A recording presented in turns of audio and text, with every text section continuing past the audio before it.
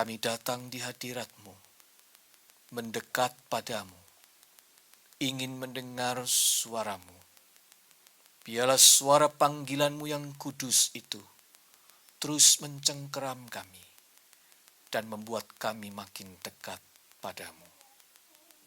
Peluklah kami dengan kasih-Mu, hangatkan kami dengan api roh-Mu, dan buatlah kami teguh dengan firman-Mu. Terima kasih Bapa. Di dalam nama Tuhan Yesus kami berdoa. Amin.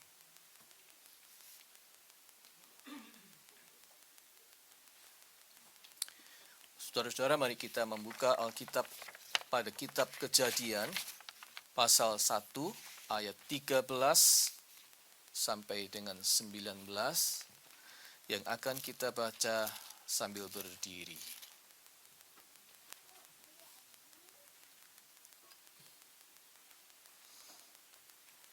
Saya akan membaca ayat ganjil, saudara-saudara akan membaca ayat genap. Kita membaca bergantian.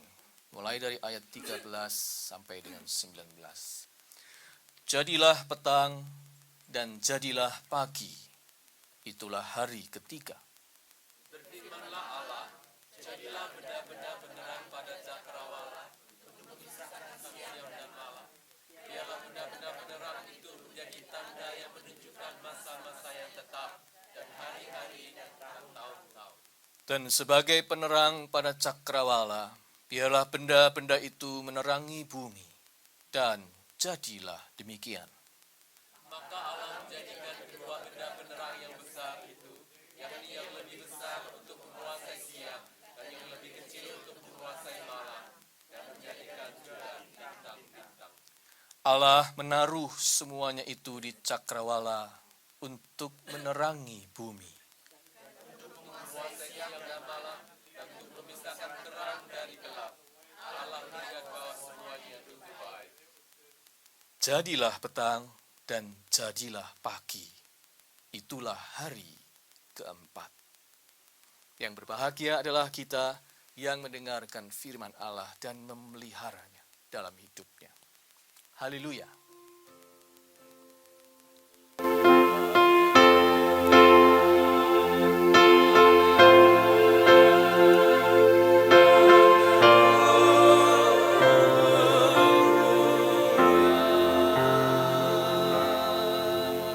Silakan duduk kembali, saudara.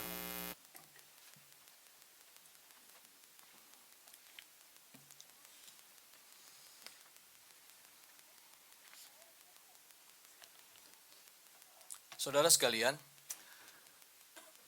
dalam 2 bulan ke depan ini, Maret dan April, tema kita adalah waktu, time. Berbicara tentang waktu dari sudut pandang Tuhan atau firman Tuhan. Bagaimana Tuhan mencipta, menggunakan, mengendalikan, dan menyelesaikan atau mengakhiri waktu. Itulah yang akan kita renungkan sepanjang 2 bulan ini. Dari terciptanya waktu sampai berakhirnya waktu di kekekalan nanti. Di tengah-tengah itu, kita akan melewati masa prapaskah dan paskah dengan menyimak 7 mujizat di dalam Injil Yohanes, yang seluruhnya 7 mujizat itu juga berbicara tentang bagaimana hubungan antara Tuhan Yesus dengan waktu atau saat. Jadi indah, kita akan melihat rangkaian perjalanan renungan selama 2 bulan ini dari sudut pandang Alkitab firman Tuhan tentang waktu. Pokoknya 2 bulan penuh kita akan menggumuli tema penting ini di dalam kehidupan. Waktu. Sebagaimana yang sudah dirumuskan di dalam warta ini, tema-tema 2 bulan, Maret dan April. ini. Kita mulai dengan yang pertama, Tuhan Sang Pencipta waktu. Saudara-saudara, kebudayaan kuno mengajarkan betapa waktu itu berkuasa atas kita. Waktu itu berjalan terus tanpa bisa kita cegah. Tidak ada yang dapat melawan lajunya waktu. Bahkan ada kalanya dia melaju begitu cepat. Time flies, layaknya terbang saja. Kita ini menjadi makin tua, dimakan waktu, ditelan usia. Mengapa waktu begitu berkuasa? Kebudayaan kuno menjawab, sebab waktu adalah dewa. Mitologi Yunani mengenal Kronos sebagai dewa waktu. Kronos. Itu sebabnya kita mengenal istilah kronologi, urutan waktu. Orang Jawa kuno menyebutnya Betara Kala. Betara Kala artinya dewa atau sang dewa waktu.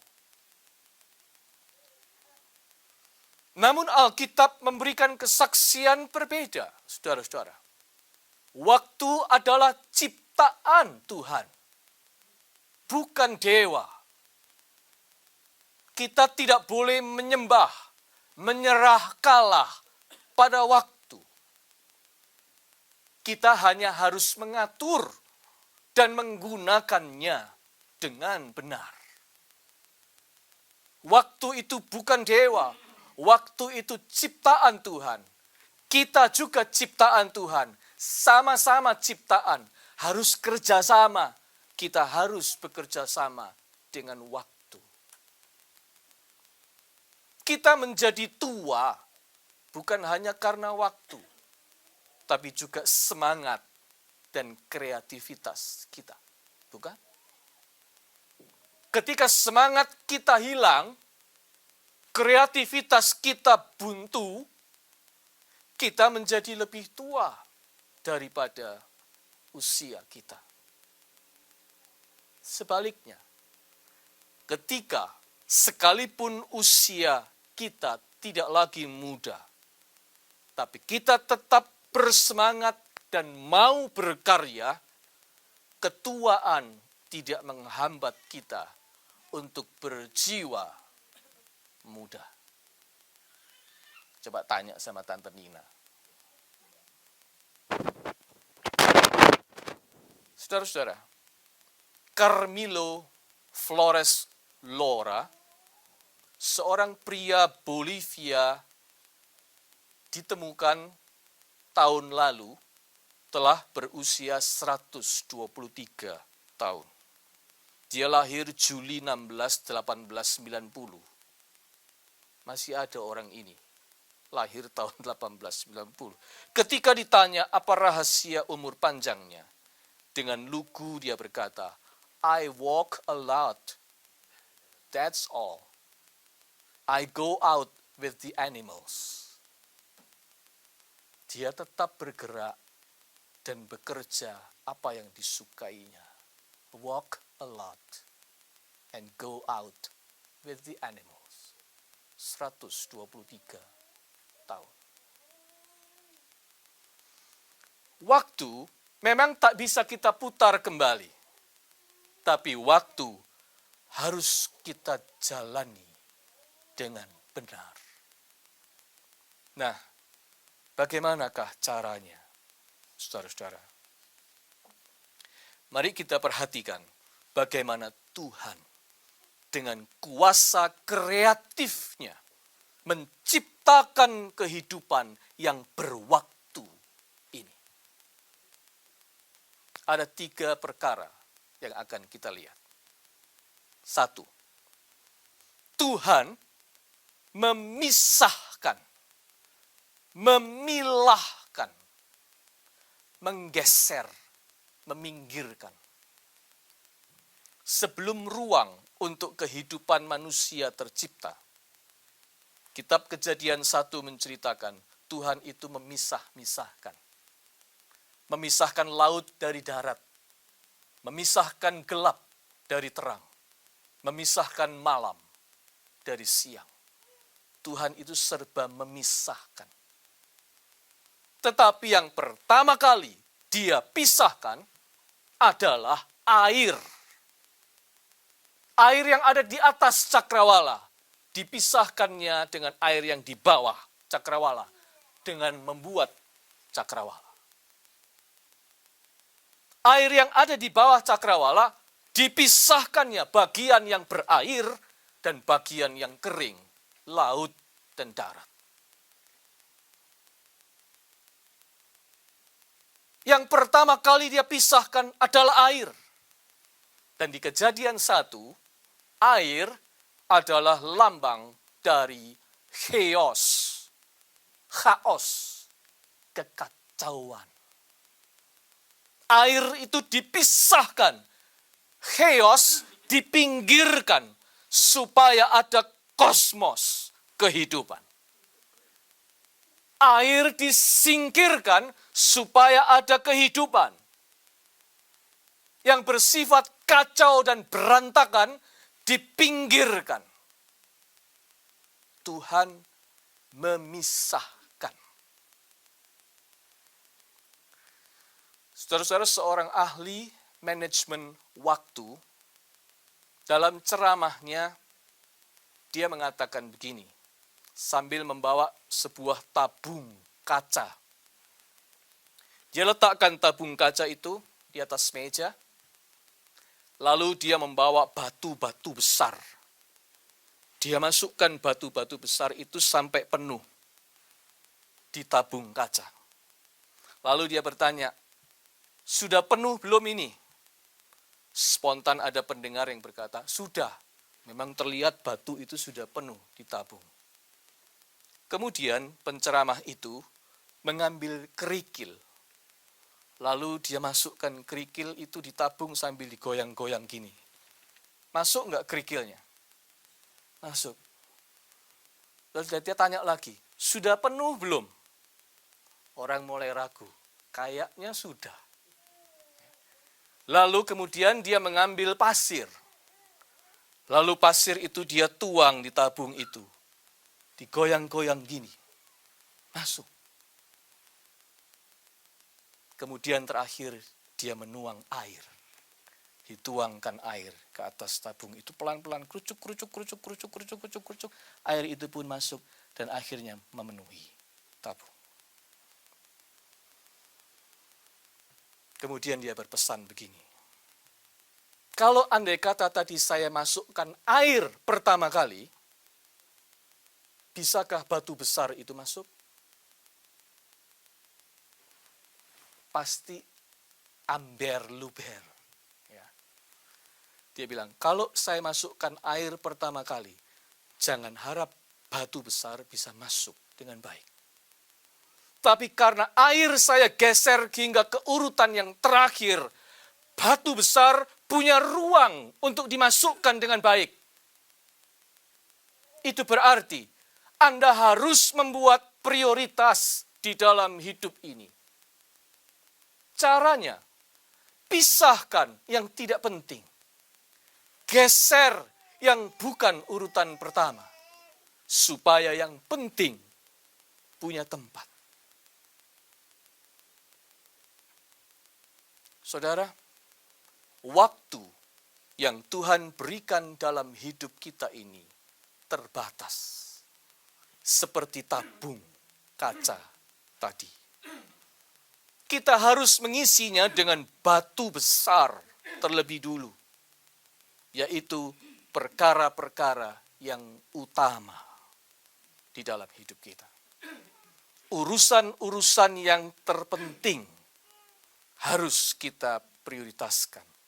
Sementara air, hal-hal yang bisa mengacaukan, harus digeser, dikesampingkan, dipisahkan. kebiasaan buruk, pikiran-pikiran negatif, kata-kata yang tidak bermutu, kepahitan, kekhawatiran berlebihan, perkara-perkara sepele, makanan-makanan yang tidak sehat, gosip-gosip yang tidak bermutu, harus dipisahkan jauh-jauh. Supaya waktu yang kita punya dalam tabung yang terbatas itu tidak luber oleh perkara-perkara busuk itu. Akhirnya, hal yang utama tidak mendapatkan tempat. Jangan sampai hal-hal yang itu, hal-hal yang buruk itu, mengambil porsi besar dan utama dalam kehidupan kita. Sehingga hal yang sungguh-sungguh penting, batu-batu besar, tidak mendapatkan tempatnya. Itu cara pertama, memisahkan yang tidak penting. Awal musim semi seperti ini adalah waktunya orang bersih-bersih. Saudara, apa yang harus dilakukan untuk membersihkan gudang Anda atau garasi Anda yang berantakan? Bagaimana caranya Anda membersihkan? Apa yang Anda mulai lakukan? Geser, pisahkan, buang semua yang rongsok, semua yang jorok, barang-barang sampah harus digeser. Itu namanya membersihkan, bukan? Supaya tempat itu, gudang Anda itu terisi oleh barang-barang efektif yang memang Anda perlukan. Yang tidak, Anda harus buang. Hidup kita juga seperti itu. Waktu yang kita punya itu terbatas. Anda harus memisahkan, mengeluarkan, membuang perkara-perkara yang tidak utama. Supaya yang utama, yang terpenting, mendapatkan tempatnya dengan benar. Itulah langkah pertama apabila kita mau menggunakan waktu kita dengan benar. Singkirkan yang harus dibuang. Tuhan memisahkan. Yang kedua, setelah memisahkan, Tuhan itu menyediakan. Tuhan menyediakan waktu untuk menciptakan semuanya satu demi satu. Tiap-tiap hari ada yang khusus Dia ciptakan. Ada waktu Dia menciptakan terang. Ada waktu Dia menciptakan cakrawala. Ada waktu Dia menciptakan matahari, bulan dan bintang. Unggas dan ikan, rerumputan dan hewan. Ada waktu masing-masing sampai selesai diciptakan. Lalu Alkitab berkali-kali berkata, kitab Kejadian 1, jadilah petang dan jadilah pagi. Itulah hari kesekian. Di dalam pengaturan Sang Pencipta waktu bergulir, mengalir dengan indah, sampai puncaknya dari hari ke hari, hingga di puncaknya terciptalah manusia, prioritas utama Tuhan. Tuhan itu menyediakan waktu untuk do something yang important. Waktu memang tidak boleh dibiarkan lewat begitu saja, saudara-saudara. Dalam bahasa sehari-hari, kita suka bilang, it's okay, take your time. Take your time. Atau, he spends a lot of time to do this for you. Spend a lot of time. Take time. Artinya, melakukan sesuatu itu memerlukan waktu. Semakin penting yang kita lakukan, semakin perlu disediakan waktu, bukan? Semakin penting seseorang bagi kita, semakin banyak waktu kita luangkan bagi dia. Anda punya anak, yang punya anak merasa anak itu begitu pentingnya, maka pasti waktu yang kita luangkan untuk dia begitu banyaknya.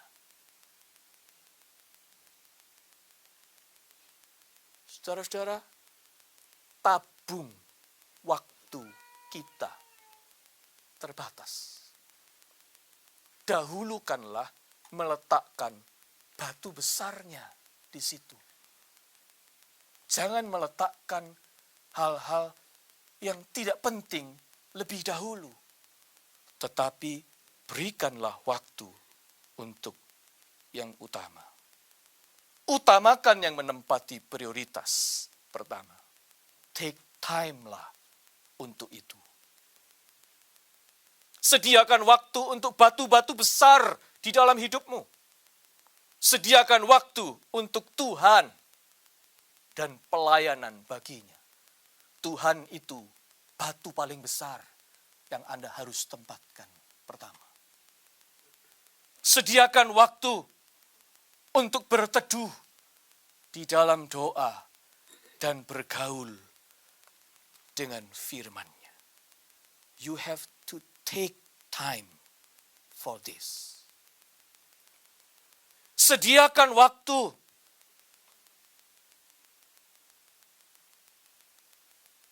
untuk memuji dan memuliakan Dia. Ketika choir bernyanyi dengan indah, memang cuma beberapa menit menyediakan waktu. Tapi latihannya menyediakan waktu cukup banyak. Anda mau memberi yang terbaik untuk Tuhan, you have to take your time. Saudara, sediakan waktu untuk pasangan hidupmu, pendamping setia kita. Sediakan waktu untuk anak-anak, keluarga kita, itu batu besar berikutnya.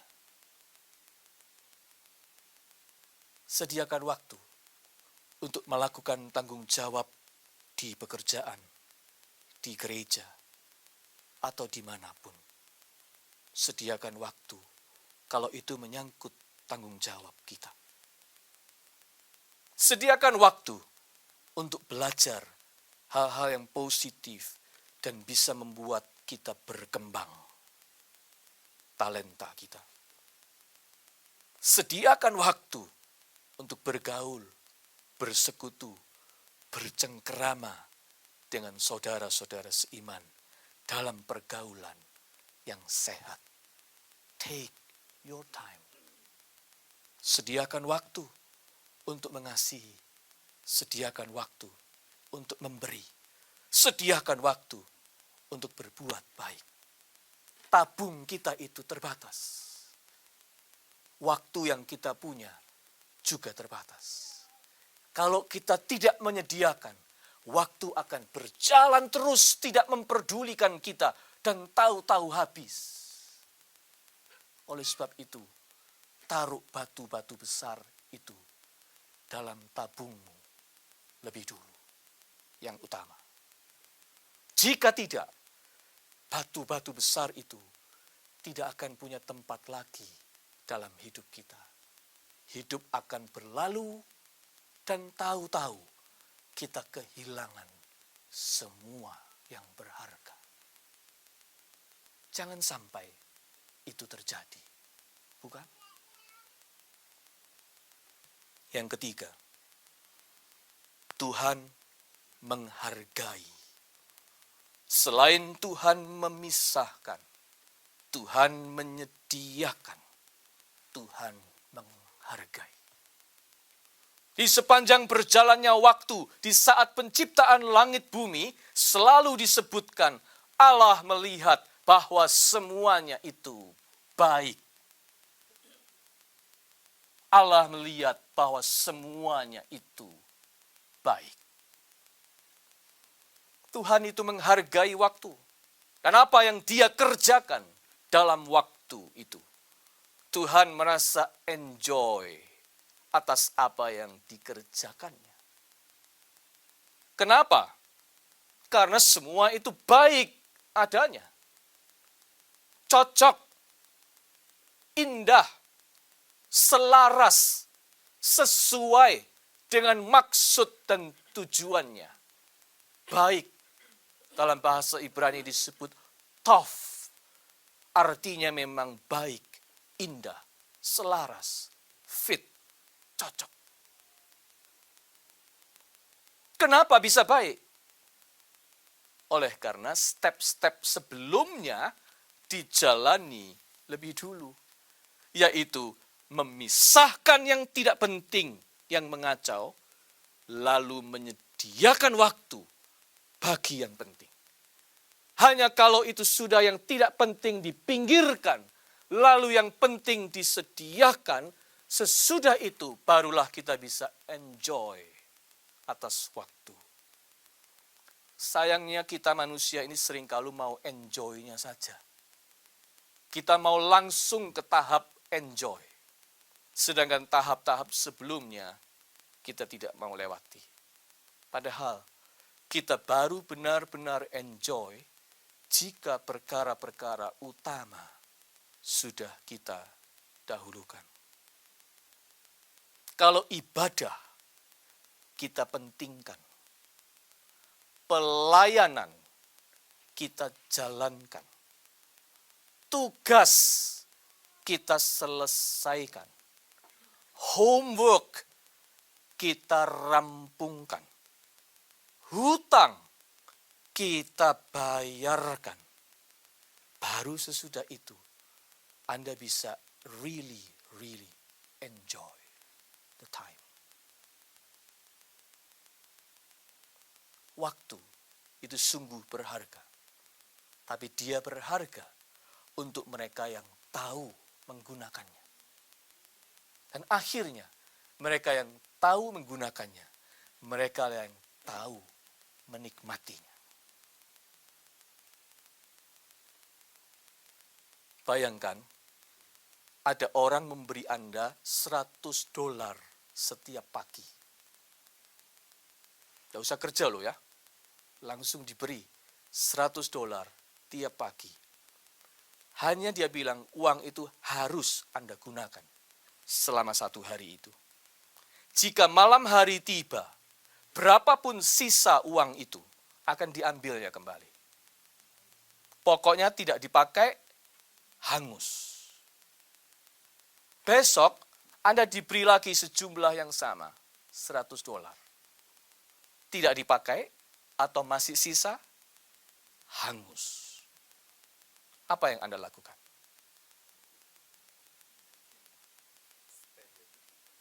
Tentu saja tidak boleh disimpan. Tidak boleh disimpan. Tentu saja. Kreatif sekali, mau ke Vegas katanya. Tentu saja lebih baik Anda menggunakannya seoptimal mungkin. Anda tidak pakai atau masih sisa, hangus. Saudara, setiap hari Tuhan memberi kita waktu sebanyak 86.400 detik tiap hari. Saat hari berakhir, tidak ada yang namanya sisa yang bisa kita tahan. Kita simpan, kita tabung. Tidak ada. Hangus. Tidak ada sisa. Tidak ada bonus detik tambahan. Tidak ada. 86.400 detik setiap hari. Jumlah detik yang sama kita diberikan dengan konsekuensi yang sama. Hangus bila tidak dipakai. Jika Anda tidak menggunakannya, kerugian di pihak Anda. Anda tidak bisa menariknya kembali. Anda tidak bisa minta uang muka untuk keesokan hari. Tidak ada. Anda harus hidup dengan jatah 86.400 detik. Jatah hari ini. Itulah waktu, bukan? Waktu itu berharga. Tetapi dia berharga bukan untuk orang yang menyia-nyiakannya, melainkan untuk orang yang cakap menggunakannya. Tuhan menciptakan hari-hari agar kita memuliakan Dia. Hidup menurut rencananya. Kita terus dibentuknya dari waktu ke waktu. Jika Anda dan saya menggunakan waktu pemberian Tuhan yang terbatas ini, dalam tabung yang terbatas ini, kita gunakan sebaik mungkin, seoptimal mungkin. Yang tidak penting kita pinggirkan, dan yang penting kita beri tempat, dan kita melakukannya dengan sungguh, maka kita akan melihat betapa berharganya waktu itu, dan kita bisa enjoy atasnya.